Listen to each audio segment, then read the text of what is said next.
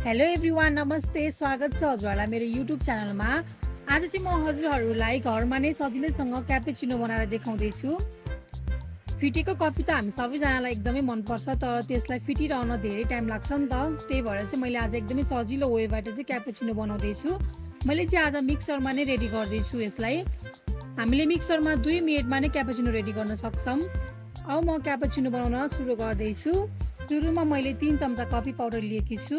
त्यसै गरी कफी भन्दा डबल क्वान्टिटीमा चाहिँ चिनी लिएकी छु। मैले 6 चम्चा चिनी लिएकी छु र अन्तिममा मैले आइस क्युब लिएकी छु। हाम्रो यो क्यापुचिनोको लागि चाहिँ आइस क्युब एकदमै मेन चाहिन्छ हामीलाई। अब भने मिक्सरको सानोवाला जार लिएर यसमा कफी र चिनीलाई राख्दैछु। मैले यहाँ कफी भन्दा ठ्याक्कै डबल क्वान्टिटीमा चिनी लिएकी छु। अब भने म यसलाई एकछिन ग्राइन्ड गर्दैछु। यसलाई ग्राइन्ड गर्दा चाहिँ पल्स मोडमा ग्राइन्ड गर्नुपर्ने हुन्छ, अन अफ गर्दै। अब भने म यसमा आइस क्युबलाई राख्दैछु। सुरुमा मैले 2वटा आइस क्युब राखेर एकैछिन ग्राइन्ड गरेँ पल्स मोडमा। हामीले यसलाई ग्राइन्ड गर्दा चाहिँ अन अफ गर्दै नै गर्नुपर्छ। कन्टिन्यू ग्राइन्ड गर्दा चाहिँ यो एकदमै हिट हुने हुनाले चाहिँ हाम्रो कफी मिक्सर राम्रो बन्दैन। बिचमा एकचोटि खोलेर चेक गर्दैछु म यसलाई। देख्न सक्नुहुन्छ यो हल्का फिटिसकेको छ। अब फेरि म यसमा 3वटा जति आइस क्युबलाई एड गर्दैछु। अब यसलाई म अन अफ गर्दै 1 मिनट जति मजाले ग्राइन्ड गर्दैछु। यसलाई हामीले चाहिँ कन्टिन्यू ग्राइन्ड चाहिँ गर्नु हुँदैन। कन्टिन्यू ग्राइन्ड गर्दाखेरि यो राम्रो बन्दैन।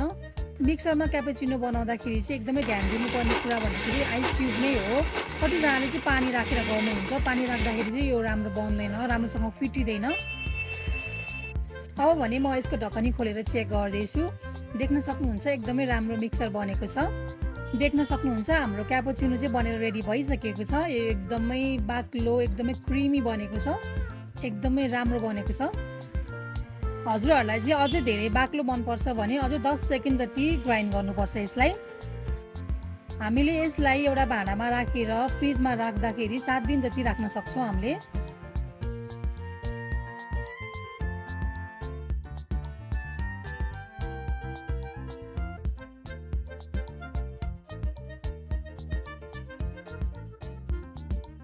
अब भने म कफी बनाउँदैछु। त्यसको लागि मैले एउटा कपमा 2-3 चम्चा जति कफी मिक्सरलाई राख्दैछु।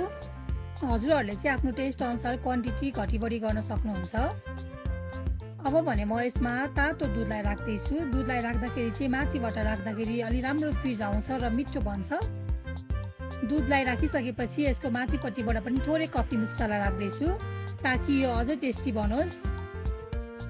ल हेर्नुहोस् त, हामीले घरमा नै सजिलैसँग मिक्सरमा क्यापुचिनो कफी बनाएर रेडी गऱ्यौँ। हजुरहरूले पनि यसरी नै आफ्नो घरमा क्यापुचिनो बनाएर इन्जोय गर्नुहोला।